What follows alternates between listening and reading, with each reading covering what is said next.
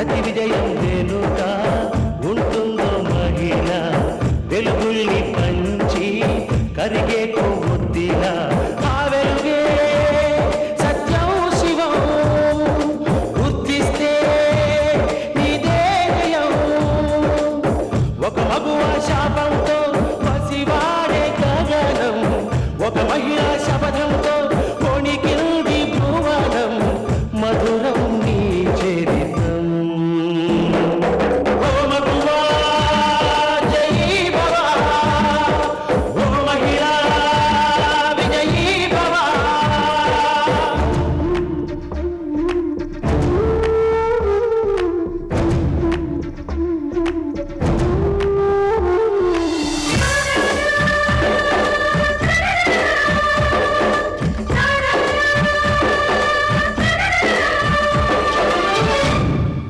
ఒట్టి మాటతో ఒక్కనాటికి రాదు రాదు జయము, చిత్తశుద్ధితో చెమట వచ్చితే అందదా విజయము.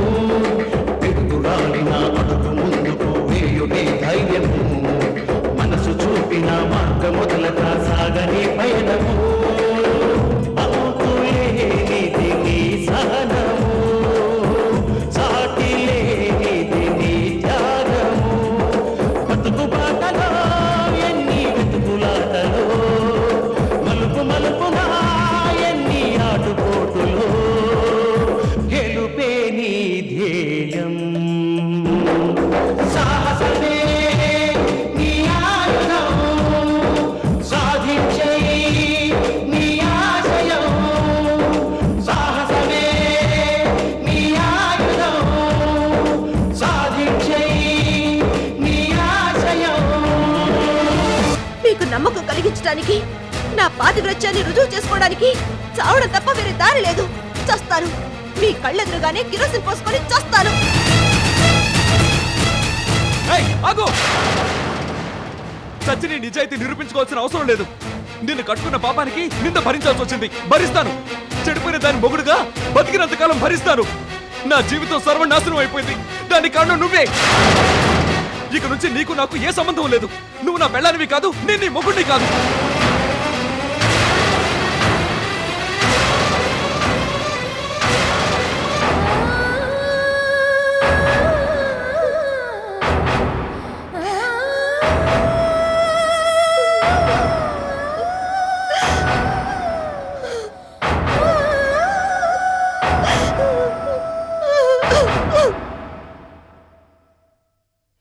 అసలు మీకు బుద్ధుందా? నా మీద రంగులు పోస్తారా? అసలు మీకు బుద్ధుందా? నా మీద రంగులు పోస్తారా?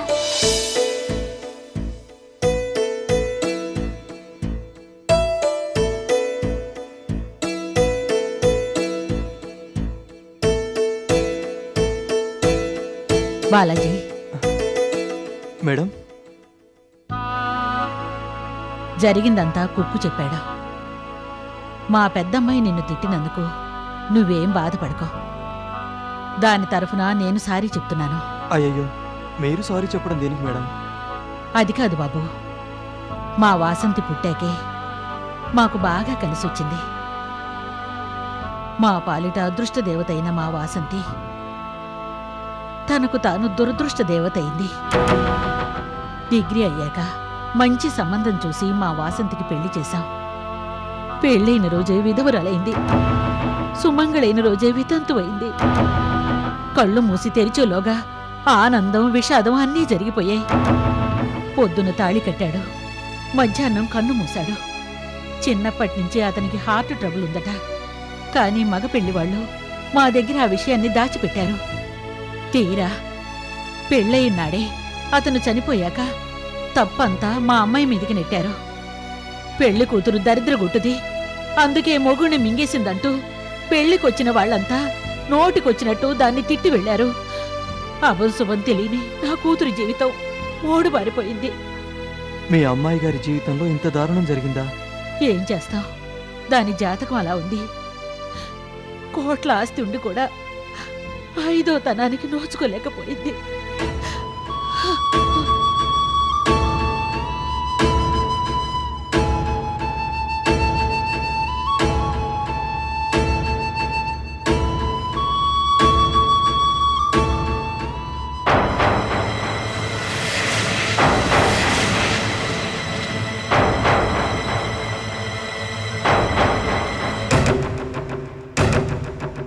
ఏమండి కాఫీ తీసుకోండి.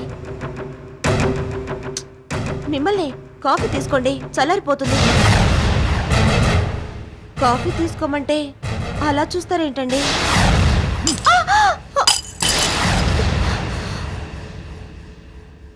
కాఫీ కప్ ఏం చేసిందండి? మైలు పడింది కాఫీ కప్ కాదు నువ్వు నా భార్యవి కాదు. నీకు నాకు ఎలాంటి సంబంధం లేదని నిన్నటి నుంచి చెప్తూనే ఉన్నాను. అయినా ఈ కాఫీలు కాకాలు దేనికి? దయచేసి నా జోలికి రావద్దు. వచ్చావో నేను మనిషిని కాదు. పో, నాకు కనిపించుకో. ఏమండి చూడు, ఎదుటి వాడి దృష్టిలో మాత్రమే నువ్వు నేను భార్య భర్తలం. అంతకు మించి మన మధ్య ఎటువంటి సంబంధం ఉండడానికి వీల్లేదు. Please leave me. నన్ను వదిలే. ఏమండి మీరు మీ ధోరణిలోనే ఉన్నారు గాని నేనెంత చెప్పినా నమ్మడం లేదు. నమ్మాల్సిన అవసరం లేదు. కానీ నిజాలు తెలియచేయాల్సిన బాధ్యత నాకుందండి. ఇంకా ఏమున్నాయే నువ్వు తెలియజేయాల్సిన నిజాలు? మీరు కాసేపు ఓపిక పట్టి సహనం పాటించగలిగితే ఇప్పుడే ఇక్కడే మీ కళ్ళ ముందే నిజాలు తెలిసేలా చేస్తాను.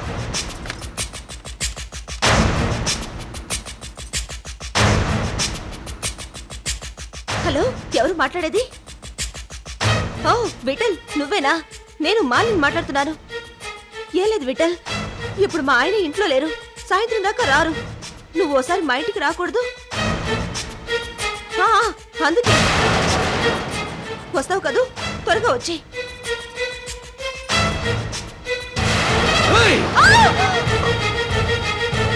ఇంతకాలం నా కళ్ళకు తెలియకుండా చాటుమాటుగా సాగించడం మీ వ్యవహారం ఇప్పుడు నా కళ్ళెదిరి సాగించాలని చూస్తున్నావా? నిన్ను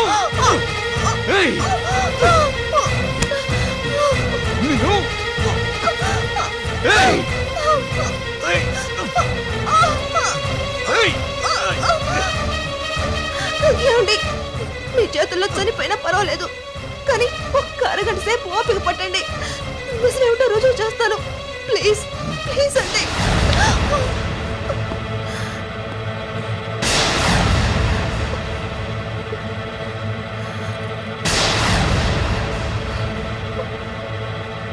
ఏమండి, కాసేపు ఆ రూమ్ లో కూర్చొని ఇప్పుడు జరగబోయేది గమనించండి.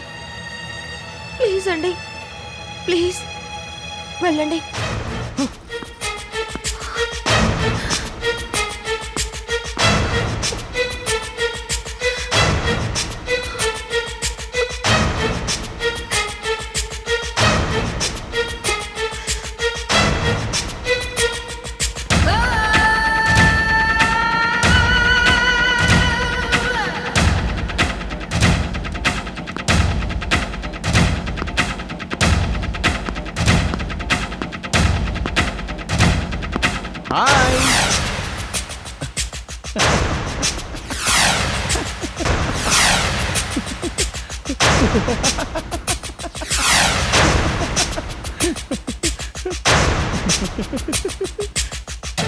వస్తానంటే నేనొద్దంటానా?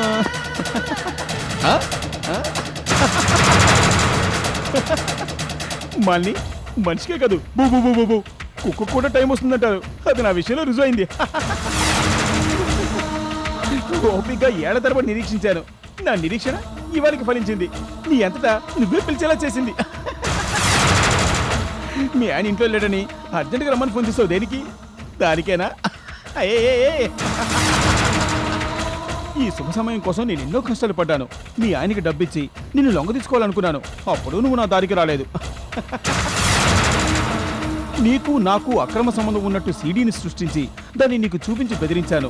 అప్పుడు నువ్వు నా దారికి రాలేదు.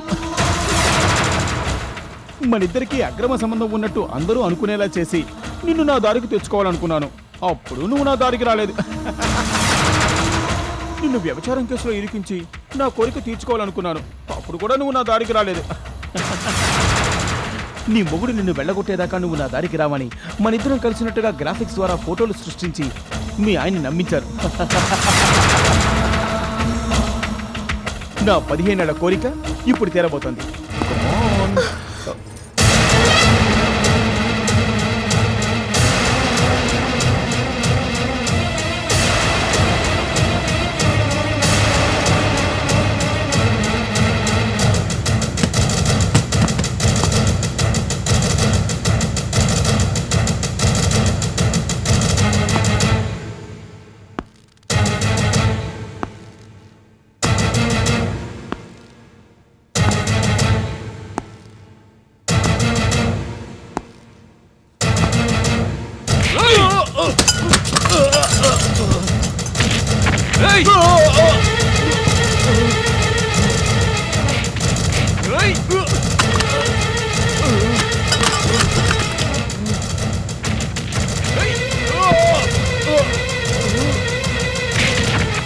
అన్నిప్పుడు నువ్వు ఎరుగనే నా భార్య మీద అబండాలు వేస్తావా?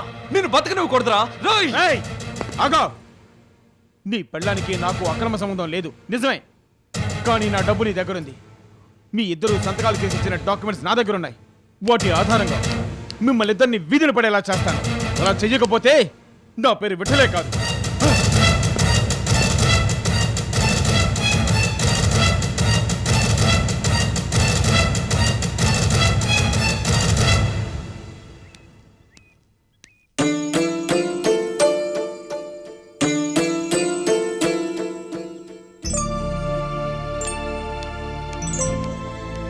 డ్రైవర్ గుడికెళ్ళాలి. కార్తీ కార్తీమంటే అలా చూస్తావేంటి?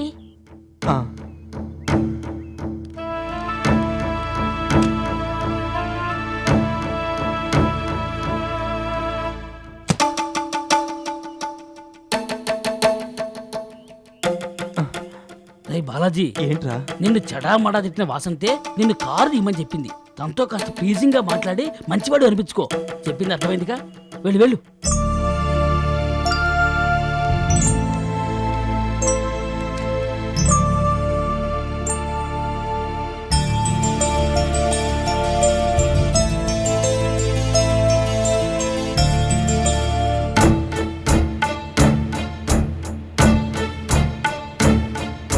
మేడం, మీరేమనుకోనంటే మీకు మాట చెప్పనా?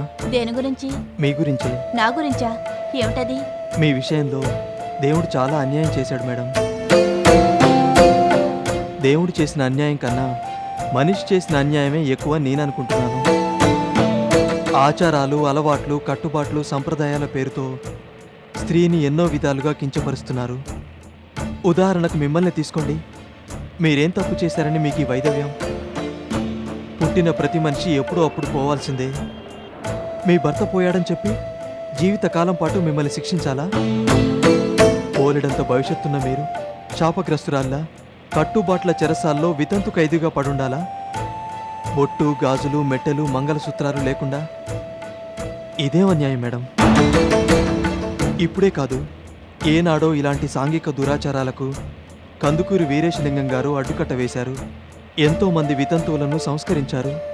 పునర్వివాహాలు చేసి వాళ్ళ జీవితాలకు వెలుగు చూపారు. వితంతువునన్న భావన మీలో రానివ్వకండి.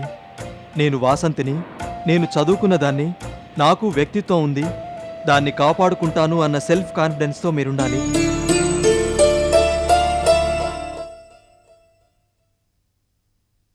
కూర్చోవయ్యా. పర్వాలేదు అంకుల్. అమ్మా అనిత, అనిత, ఏంటి నాన్న? ఈ కుర్రాడు మా స్నేహితుడు కొడుకు. నమస్తే అక్క. పక్క వీధిలోనే ఉంటున్నారు. పేరు దిలీప్. ఇంటర్మీడియట్ 2 సార్లు దండయాత్ర చేశాడు. నేను బాగానే రాశాను అంకుల్, కానీ వాళ్లే మార్కులు సరిగ్గా వేయలేదు. అతి తెలివంటే ఇదే నాయన. కనీసం 3ఓసారైనా పాస్ అవ్వాలనుందా? ఉందంకుల్, పరీక్షలు రాయడం వరకే నా వంతు, గాని పాస్ చేయడం నా చేతుల్లో లేదుగా. అమ్మా అనిత, ఈ కుర్రాడికి చదువు మీద కంటే మిగతా వాటి మీద శ్రద్ధ ఎక్కువ. పొద్దున సాయంత్రం మన ఇంటికి వస్తాడు. కాస్త మంచి కోచింగ్ ఇచ్చి ఈ ఏడాదైనా గట్టెక్కించు. ఏమిటమ్మా ఆలోచిస్తున్నావు? ఏ వ్యాపకం లేకపోతే మానసిక ఒత్తిడి ఎక్కువ అవుతుంది. కాస్త ఈ కుర్రాడికి కోచింగ్ ఇచ్చావనుకో, నీకు మనశ్శాంతిగా ఉంటుంది, ఈ కుర్రాడు ప్రయోజకుడు అవుతాడు. సరే నాన్న. దిలీప్, మా అమ్మాయి నీకు చదువు చెప్పడానికి ఒప్పుకుంది. కనీసం ఈ ఏడాదైనా బాగా చదివి గట్టెక్కు. అలాగే అంకుల్.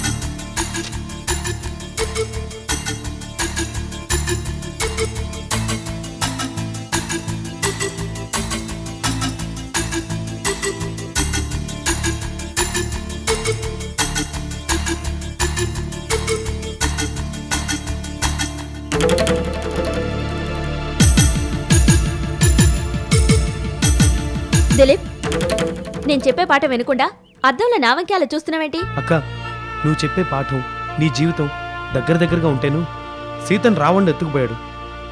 సీతా వియోగంతో శ్రీరామచంద్రుడు ఎంతో అలమటించాడు. ఇదే కదా నువ్వు చెప్పే పాఠం? పాఠంలో శ్రీరామచంద్రుడు నువ్వు, సీత లాంటివాడు బావ. బావ ఇల్లు విడిచి వెళ్ళిపోయాడని తెలిసింది. అతని గురించి నువ్వెంత బాధపడుతున్నావో తలుచుకుంటేనే నాకెంతో బాధగా ఉందక్క. అలాంటిది నీకెంత బాధగా ఉంటుంది? అయినా మీ ఆయన లేకుండా నువ్వెలా ఉండగలుగుతున్నావు అక్క? పరీక్షలో రాయాల్సింది సీతా వియోగం గురించి, మా గురించి కాదు. మా గురించి ఆలోచిస్తూ బాధపడే బదులు సీత గురించి అలమటించే శ్రీరామచంద్రుని మనోవేదన్ని అర్థం చేసుకో. ముందు పాఠం చదువు. మీ పర్సనల్ విషయాల్లో కలగ చేసుకున్నందుకు సారీ అక్క. ఇట్స్ ఓకే, చదువుకో.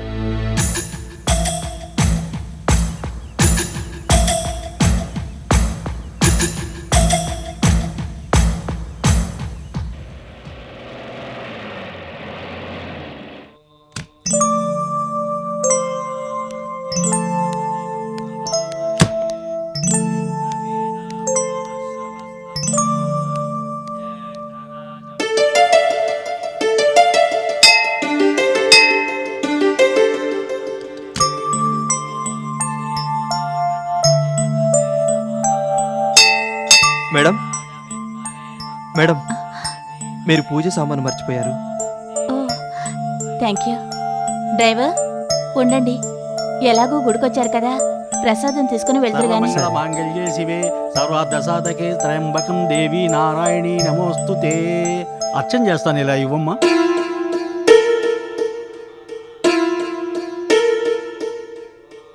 భర్త ఉండగా భార్య నుదుట బొట్టు లేకుండా ఉండకూడదమ్మా. భర్తతో గుడికి వచ్చినప్పుడు కూడా బొట్టు పెట్టుకోపోతే ఎలాగమ్మా?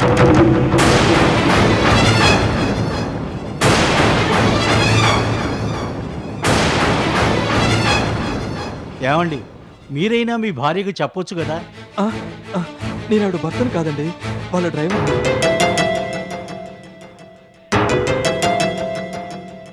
ఆవిడ బొట్టు పెట్టుకోకూడదు పూజారి గారు. మీ ఇద్దరిని చూసి భార్యాభర్తలు అనుకున్నాను, నన్ను క్షమించమ్మా.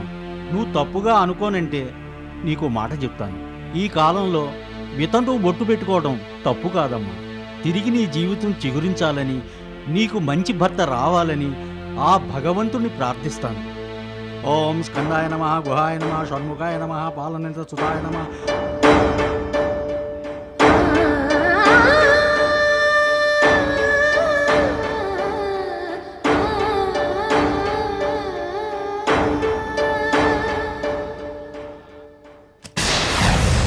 ఇదిగో, నీకు ఇవ్వాల్సింది వడ్డీతో సహా జమ చేసి తీసుకొచ్చాను. దీన్ని లెక్క పెట్టుకొని మాకు ఇవ్వాల్సిన డాక్యుమెంట్ మాకు ఇవ్వండి. కీర్తి సార్, బీరువాలో వీళ్ళ డాక్యుమెంట్స్ ఉంటాయి, తీసుకురా. అలాగే సార్. డబ్బు లెక్క పెట్టుకో. మిస్టర్ విఠల్, ఇక నుంచి నీ దారి నీది, మా దారి మాది. పొరపాటున కూడా మా ఇంటి వైపు తొంగి చూసావో నీ నార తీస్తా. మిస్టర్ వినోద్, మిత్రుత్వం శత్రుత్వం ఈ ప్రపంచంలో శాశ్వత సన్నిహితులు ఉండరు, అలాగే శాశ్వత విరోధులు ఉండరు. ఇదొక లౌకిక ప్రపంచం. ఏదో ఒక సందర్భంలో తిరిగి మనం కలవాల్సిన పరిస్థితి రావచ్చు. చస్తే రాదు. భవిష్యత్తు నీ చేతిలో లేదు. అది నీ భ్రమ.